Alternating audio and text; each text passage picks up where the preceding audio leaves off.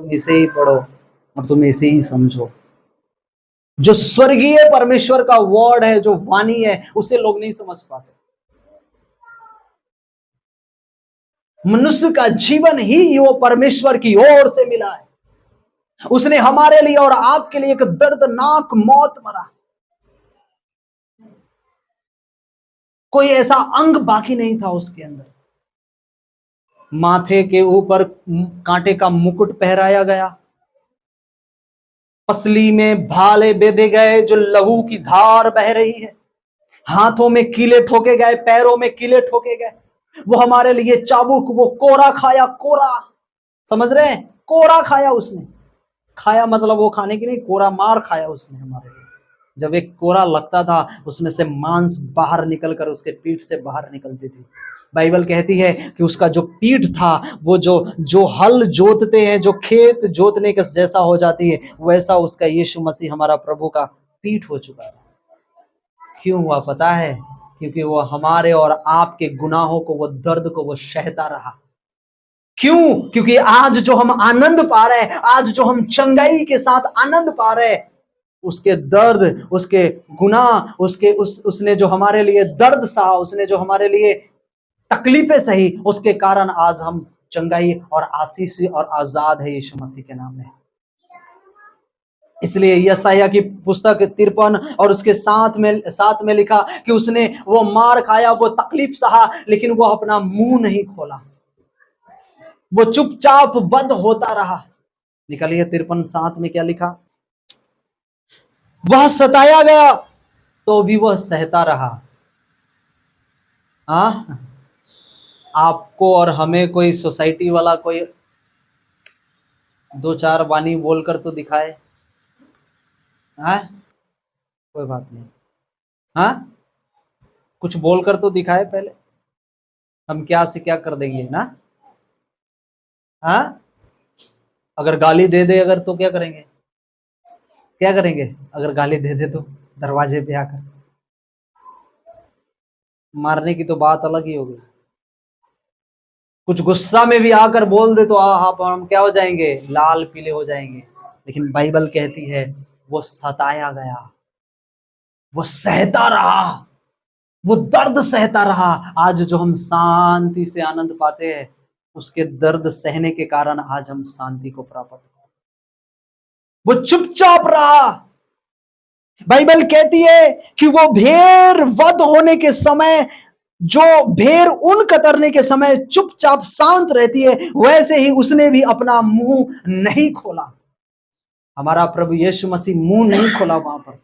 वो दर्द, वो कोरे खाता रहा, वो दर्द सहता रहा। उसे थप्पड़ मारा, लोगों ने बेइज्जत किया, उसको इल्जाम लगाया झूठा, लेकिन वो चुपचाप सहता रहा। इसलिए सहता रहा कि अगर मैं यहां पर कुछ करता हूं तो ये जो मेरे लोग हैं, जो मेरे बनाए हुए लोग हैं, ये उस नष्ट हो जाएंगे। वो हमें बचाने के लिए वो अपने आप को जान दे दिया। हालेलुया।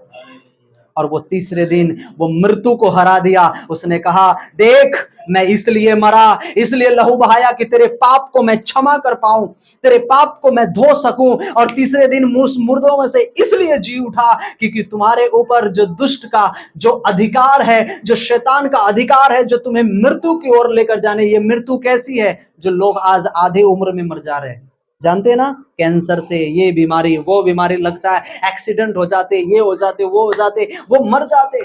बाइबल कहती है कि जो मृत्यु, जो प्रभुता तुम पर करने वाली थी, वो उस प्रभुता को मैंने हरा दिया, उस मृत्यु को हरा दिया, और मैंने तुम्हें एक अनंत काल का जीवन दिया है। हालेलुया। एक अनंत काल का तुम्हें जीवन दिया है, जो तुम्हारा अनंत काल का जीवन होगा यीशु मसीह के नाम में। आमीन। वो हमारे और आपके लिए वो सहा, वो हमारे और आपके लिए वो दर्द को सहा। आमीन, हालेलुया। वो अपना मुंह नहीं खोला, उसने आपके लिए मृत्यु को चखा, मृत्यु की करवाहट को उसने चखा। वो जो मृत्यु उसने जो उठाया, वो क्रूरता से भरा हुआ मृत्यु था।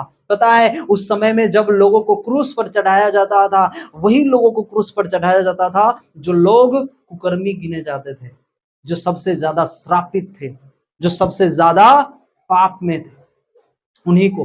लेकिन प्रभु यीशु मसीह हमारा चुपचाप उस क्रूस पर चढ़ गया। क्यों पता है? क्योंकि मेरे चढ़ने से, मेरे लहू बहाने से, मेरे पूरी प्रजा, पूरी दुनिया की पापों की जो गुनाह उसने किया है, मेरे लहू बहने के द्वारा उसके पाप धुल जाएंगे, उसके पाप साफ होंगे। वो उसके जीवन से वो गुनाह निकलेंगे, वो बाहर होंगे, वो आजाद होंगे, वो छुटकारा होंगे यीशु मसीह के नाम में।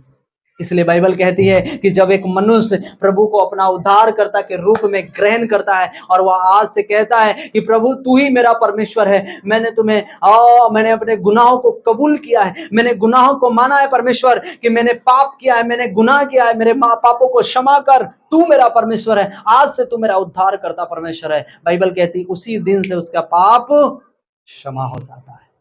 हालेलुया। हमें कुछ चढ़ाने की जरूरत नहीं है, हमें कुछ बलिदान चढ़ाने की जरूरत नहीं है। जैसे कई लोग बलिदान चढ़ाते हैं, प्रसाद चढ़ाते, ये चढ़ाते, वो चढ़ावा चढ़ाते। बाइबल कहती कि ऐसा चढ़ाने की जरूरत नहीं है। जब तुम हृदय से, अपने मन से तू प्रभु को विश्वास करेगा, ग्रहण करेगा, तेरे पापों को वो क्या करेगा? क्षमा करेगा। उसने करवाहट की मृत्यु को सहा, किसके लिए? हमारे और आपके लिए। इसलिए पहला शमूएल में लिखा, मृत्यु तो कड़वी है, बाइबल कहती कि ताकि आप जीवन पा सके और आप आशा पा सके प्रभु यीशु में, आप जीवन पा सके। इसलिए उसने कड़वी मृत्यु को उसने अपने ऊपर ले लिया। क्यों? क्योंकि हमें स्वर्ग में उसका अनुग्रह मिल सके। हालेलुया। इसलिए बाइबल कहती है, यीशु मसीह ने कहा, देख मैं आऊंगा और तुम्हें फिर से लेकर जाऊंगा। हालेलुया। और तुम्हें उस जगह पर लेकर जाऊंगा जहां पे मैं रहूंगा, वहां पर तुम रहोगे। 14:2 और यूहन्ना 14:2 और 3 में लिखा, देख मैं तो जाता हूं, फिर आऊंगा तुम्हारे लिए, जा रहा हूं, तुम्हारे लिए घर तैयार करूंगा। मैं आऊंगा और फिर मैं तुम्हें अपने साथ वहां पर रखूंगा। हालेलुया।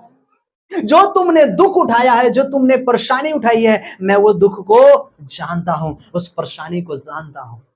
बाइबल कहती है मेरे पिता के घर में बहुत से रहने के स्थान हैं।